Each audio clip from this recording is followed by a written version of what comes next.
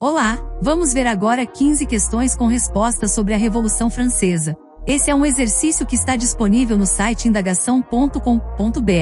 Vamos às questões. Questão 01. Qual a posição da aristocracia francesa diante das reformas anunciadas por Luís XVI e qual a importância disso para o início da Revolução Francesa? Resposta. Em decorrência do enorme déficit público, o rei Luís XVI se viu obrigado a propor à Assembleia dos Notáveis uma reforma fiscal para o saneamento do tesouro. A aristocracia, isenta da maioria dos impostos, viu seus privilégios fiscais ameaçados pela proposta de reforma tributária. Como os representantes das ordens privilegiadas se recusaram a colaborar, o rei foi obrigado a convocar eleições para a escolha de representantes à Assembleia dos Estados Gerais. Assim, a insatisfação da nobreza com as possíveis reformas acabou abrindo caminho para a Revolução. Questão 02. Explique as diferenças entre os projetos políticos de girondinos e jacobinos. Resposta. Os girondinos, burgueses moderados, não desejavam radicalizar a Revolução.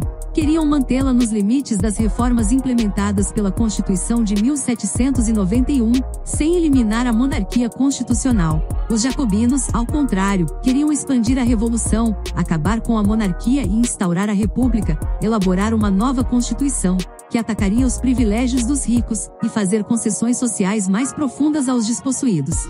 Questão 03. Quando e por que a legitimidade da monarquia e do próprio rei caíram em descrédito, no transcurso da Revolução? Resposta. Nos anos 1791 e 1792, os esforços do rei para recuperar o seu poder, aliando-se aos nobres foragidos, fazendo acordos com as potências absolutistas da Europa e tentando fugir da França, evidenciavam que ele faria de tudo para acabar com a Revolução e restaurar a monarquia absolutista. Questão 04. Identifique diferenças de pensamento e atitudes entre os líderes jacobinos Danton e Robespierre. Resposta. Danton liderava o grupo denominado Indulgentes, que era favorável à moderação no combate aos inimigos da Revolução Jacobina. Já Robespierre era a favor de atitudes mais radicais para combater os contra-revolucionários. Questão 05. Quais os interesses e atitudes dos chamados sans-culottes e do campesinato no processo revolucionário? Resposta. Os sans-culottes representavam vários setores sociais médios e pobres da Paris revolucionária. Desde o início da Revolução Francesa, tiveram um papel de destaque em sua promoção e defesa. Tornaram-se a principal força política de apoio a Robespierre durante o período do terror. Foram os motores de todas as transformações mais radicais no plano político e social da Revolução. Os camponeses, após terem apoiado a destruição do sistema senhorial no campo, abalando toda a estrutura do antigo regime, cumpriram um papel oscilante nas outras fases da Revolução. Muitas regiões do campo francês tiveram o apoio da aristocracia e do alto clero na revolta da Vendeia. Foram os camponeses que deram apoio ao regime encabeçado por Napoleão.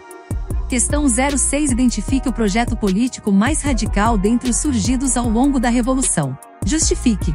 Resposta. Em 1795, com a implantação do governo do Diretório, o vai-vem da Revolução, no que diz respeito ao atendimento dos setores mais explorados da sociedade, produziu uma reação que ficou conhecida como a Conjuração dos Iguais, liderada por Graco Babeuf.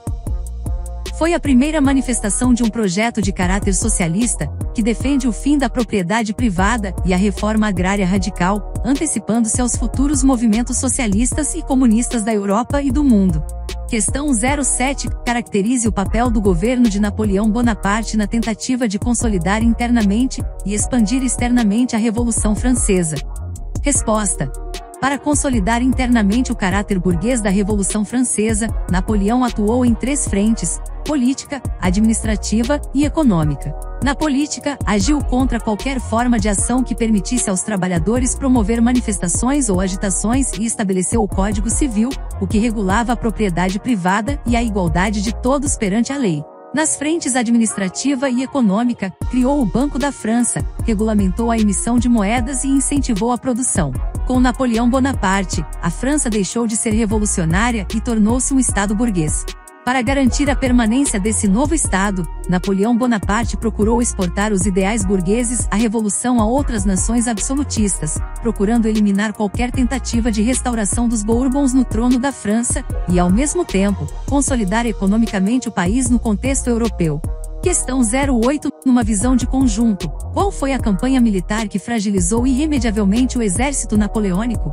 Resposta: a campanha da Rússia, que, embora não tenha significado a derrota definitiva do Império Napoleônico, foi o mais importante antecedente da derrota final.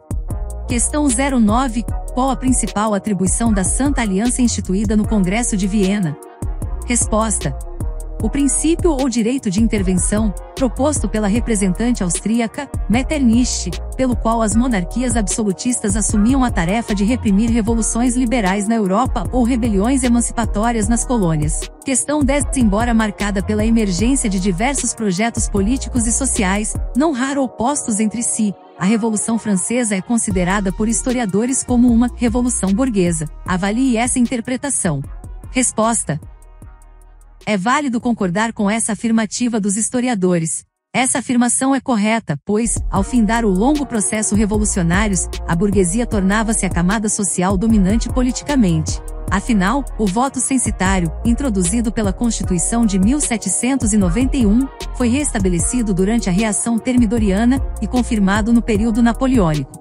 Ademais, a Declaração dos Direitos do Homem e do Cidadão institucionalizou o direito à propriedade privada.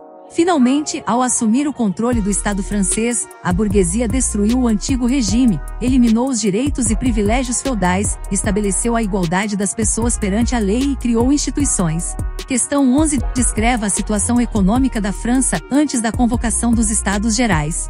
Resposta: antes da convocação dos Estados Gerais, uma terrível seca havia afetado as plantações francesas e imposto uma grave crise de abastecimento entre a população. Ao mesmo tempo, o governo do país experimentava uma grave crise financeira que se desenvolvia sob a responsabilidade de um governo monárquico interessado em sustentar os privilégios e benesses que as classes aristocrática e clerical usufruíam nesta mesma época de crise. Questão 12. Qual a intenção política inicial quando o governo francês promoveu a convocação dos Estados Gerais? Resposta: os nobres e grandes proprietários de terras almejavam realizar a consagração de leis que amenizassem os problemas econômicos nacionais. Por outro lado, burgueses, pequenos comerciantes e trabalhadores desejavam que os Estados Gerais tivessem a capacidade de realizar mudanças ainda mais profundas, capazes de aplacar os anseios de grande parte da população. Questão 13. Como era feita a organização dos votos nos Estados Gerais? E de que modo esse sistema privilegiava a nobreza e prejudicava os burgueses? Resposta: tradicionalmente os votos dos Estados Gerais eram contabilizados por estado, ou seja, a escolha mais votada pelos integrantes de cada estado contabilizava apenas um voto nas modificações jurídicas a serem aprovadas por aquela assembleia. Com isso, ao ter o frequente apoio do clero, a nobreza conseguia aprovar ou vetar a maioria das leis. Por outro lado, o terceiro estado, representante da burguesia, mesmo tendo a maioria numérica, não conseguia aprovar leis por ter apenas um voto garantido a seu favor. Questão 14. Qual ação o terceiro estado tomou para que o governo francês aceitasse transformar os Estados Gerais em uma Assembleia Nacional Constituinte? Resposta: não aceitando as reformas limitadas propostas pela nobreza e se sentindo prejudicados pelo sistema de funcionamento dos Estados Gerais, os integrantes do terceiro estado se rebelaram no Palácio de Versalhes e se trancaram em uma sala jurando sair de lá somente quando a França pudesse ter uma constituição inédita. Mediante os problemas da época e as urgentes necessidades de reforma, clero e nobreza acabaram acatando o estabelecimento dos Estados Gerais. Questão 15. Em que medida a Declaração dos Direitos do Homem e do Cidadão, aprovada pela Assembleia Nacional Constituinte, acabou não impondo profundas transformações no cenário social e político francês? Resposta: apesar de se sustentar em princípios de igualdade, liberdade e fraternidade, a declaração se mostrou limitada e conservadora ao preservar o direito de propriedade da nobreza e determinar o sufrágio censitário como critério de concessão do direito ao voto a cada um dos cidadãos franceses. É isso. O link para esse exercício está disponível na descrição do vídeo. Acesse o indagação.com.br. Lá nós temos mais atividades sobre a Revolução Francesa e várias atividades de história. Assine nosso canal.